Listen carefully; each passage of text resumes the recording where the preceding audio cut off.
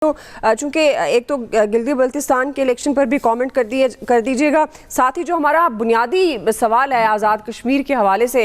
अब इलेक्शन 27 तारीख अनाउंस कर दी गई है आम इंतखाबात के हवाले से, लेकिन उससे पहले जो वहाँ पर जॉइंट एक्शन कमेटी की तरफ से कशीदगी देखी जा रही है, आपके ख्याल में इसका हल कैसे मुमकिन है?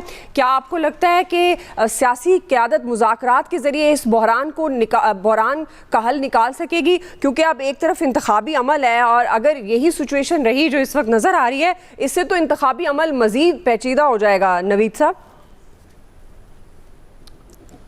अच्छा दुआ देखिए, जहाँ तक गिलगित बल्तिस्तान के इलेक्शन का ताल्लुक है तो मेरे ख्याल में हमने पहले भी एक इसी प्रोग्राम में डिस्कस किया था कि लेवल प्लेइंग फील्ड जो है वो नहीं दी गई। पीटीआई को जिस तरह से, पीपल्स पार्टी को और मुस्लिम लीग नवाज़ को, बाकी जमातों को जिस तरह से वहाँ पे कैंपेन करने की इजाज़त दी गई, जिस तरह से फैसिलिटेट किया गया गवर्नमेंट मशीनरी को इस्तेमाल करते हुए, तो पीटीआई के लोगों को हमने देखा कि उनके जो रहनुमा थे उनको नहीं जाने दिया गया, उनके लिए रोड़े अटकाए गए, उनको उस तरह से कैंपेन नहीं करने दी गई।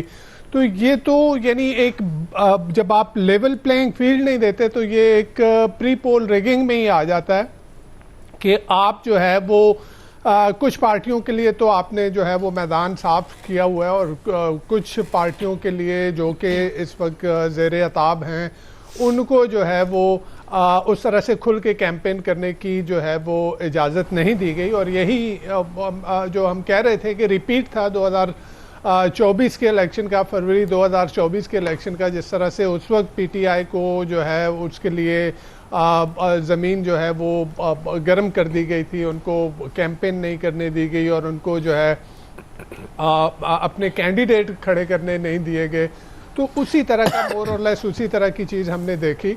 हाँ, ये एक चीज़ थी अब जो सामने आ रहा था कि शायद वो पीपल्स पार्टी जो है, जिस तरह से ऑब्वियसली दो पार्टियां थी, पीटीआई को तो बिल्कुल साथ में माइनस किया हुआ था, तो उसमें पीपल्स पार्टी का आना एक सेंस बनाता है, बिकॉज पीपल्स पार्टी जो है वो गिलगित बल्तिस्तान को उसका करंट स्टेटस देना और जो कुछ भी वहाँ पे इससे पहले भी जो है वो पीपल्स पार्टी ने जो कुछ वहाँ पे किया था उसकी बेसिस पे वो नज़र आ रहा था कि शायद वो इलेक्शन जीत जाएगी। और वही, लेकिन एक चीज़ उसके इलेक्शन के बाद भी आप देखें जो पीटीआई की तरफ से इल्ज़ामात आए और जिस तरह से उन्होंने कहा कि जी एक तो प्री पोल रिगिंग थी और फिर जो है वो पोलिंग के दिन की रिगिंग के हवाले से उन्हें जो है जिस तरह के इल्ज़ामात लगाए। इंटरेस्टिंगली प्राइम मिनिस्टर साहब ने जो है वो इलेक्शन को वेलकम किया और ये कहा कि फ्री एंड फेयर थे और जो है वो गिलगित बल्तिस्तान के लोगों ने अपना हक राय दही जो है वो इस्तेमाल किया।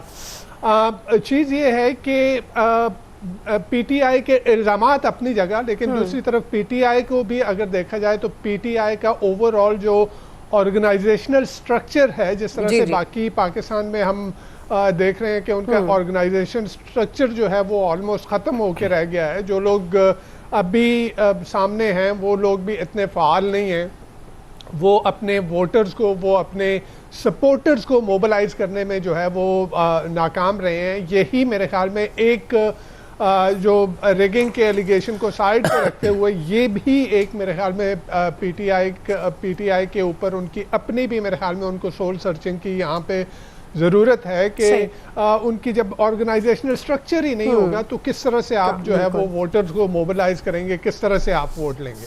तो ये तो हुई जो जीबी की बात। जहाँ तक एजेके की बात है, देखिए दोनों ही अगर देखा जाए ना तो जीबी भी और एजेके भी ये बड़े सेंसिटिव एरिया रीजन्स हैं और इनको बड़ा जो है वो बड़ा केयरफुली इनको हैंडल करने की ज़रूरत है।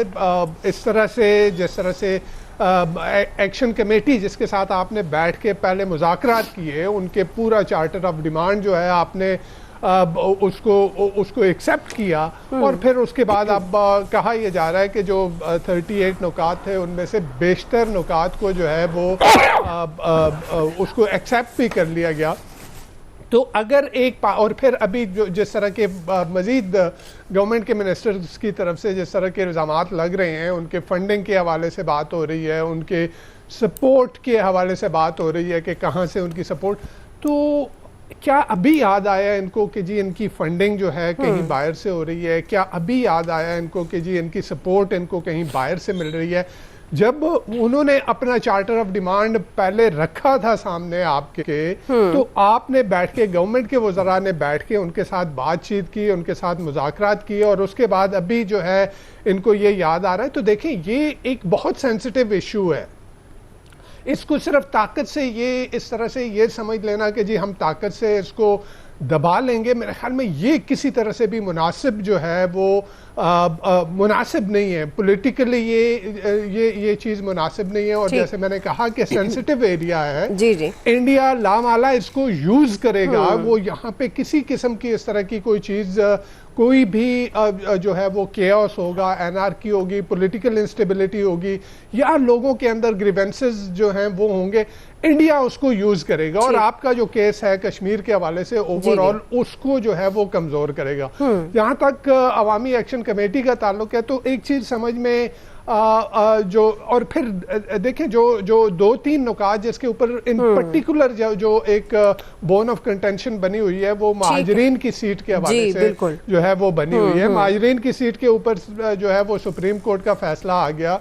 जब सुप्रीम कोर्ट का फैसला आ गया, तो मेरे ख्याल में इंस्टेड ऑफ ये कि जी आप कलअदम करार दें, उनको जो है बिल्कुल अदराइज कर दें, उनको जो है वो आउटलॉ कर दे, इसकी बजाय अगर उनकी जो है वो 35 डिमांड मान ली गई हैं, तो ये 2-3 डिमांड हैं, इनको बैठ के गवर्नमेंट के मिनिस्टर को बैठ के उनसे मुज़ाकरात करने चाहिए, उनसे बैठ के बात करनी चाहिए कि देखिए ये एक सेंसिटिव इशू है, उनको इसकी सेंसिटिविटीज का जो है वो उनको जो है उनको कन्विंस किया जाए कि ये एक सेंसिटिव इशू है। इसकी सेंसिटिविटीज को देखते हुए आप जो है वो बैठे। और अवामी एक्शन कमेटी जो है, अब इंटरेस्टिंगली जो बाकी उनके मुज़ाकरात हैं, जो मुतालबात हैं, वो तो बड़े मेरे ख्याल में उसके ऊपर किसी को कोई शुबा तो जो है नहीं है कि आप जो है एजुकेशन की बात करते हैं, आप इंफ्रास्ट्रक्चर की बात करते हैं, आप ब्यूरोक्रेसी की बात करते हैं,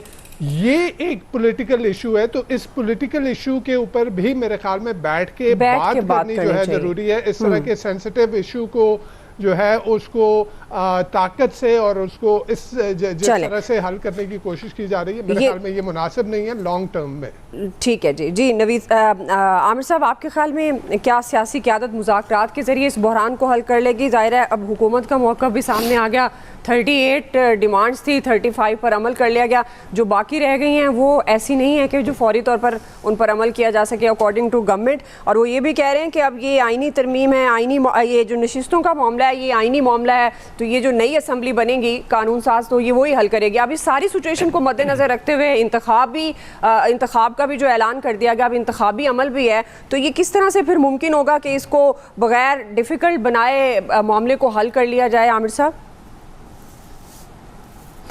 आप जब इंट्रो दे रही थी, आप कह रही थी कि बिलावल भुट्टो का प्राइम मिनिस्टर को मशवरा के महाजराई से गुरेज करें। वो किस वजीर आजम को मशवरा दे रहे हैं? शहबाज शरीफ को। वजीर आजम फैसल राठौर किसका है? इनकी अपनी पार्टी का है, तो मशवरा दे लें, क्या वहाँ जाके बैठ जाएं? जिस तरह जीबी में बैठे थे तो मसले को हल कर लें।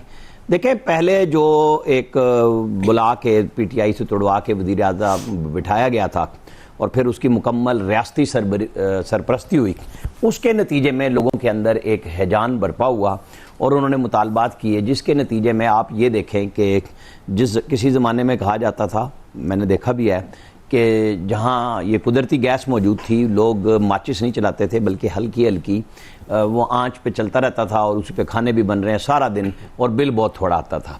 अब आज़ाद कश्मीर में 3 रुपए यूनिट बिजली, यानी मेरी और आपकी जेब से काट के, ये अवामी एक्शन कमेटी के मुतालबात पे ब्लैकमेल हो के हुकूमत पाकिस्तान ने उनको 3 रुपए यूनिट किया। वहाँ पे अब जनाब खाने भी बिजली पे बनते हैं, सब कुछ। और जो गैस की मैंने सिचुएशन बताई है, ये आज़ाद कश्मीर में सिचुएशन है। सारी अयाशी उनके लिए बिल्कुल ठीक है, उनका एक स्टेटस है, पाकिस्तान उसके स्टेटस को लेके चलता है। लेकिन ये जो एक्शन कमेटी है, ये मकबूजा कश्मीर पे तो नहीं बोलती ना, शौकत मीर हो या कुछ भी हो, ये रियासती इदारों पे जाके हमला करते हैं, ये CMH पे हमला करते हैं। यहाँ हमारे दिल में उनके लिए क्यों हमदर्दी के जज्बात हैं? अगर एक कश्मीर स्टेटस है तो ये इंडिया की परवर्दी है, ये इल्ज़ाम लगेगा उनके ऊपर। जब आप मकबूजा कश्मीर पे नहीं बोलेंगे तो हम यहाँ से किस चीज़ की हमदर्दी करें? ये UN की रेजोल्यूशंस हैं कि उसका स्टेटस रहेगा। यहाँ बहुत सारे लोग बोलने लग गए कि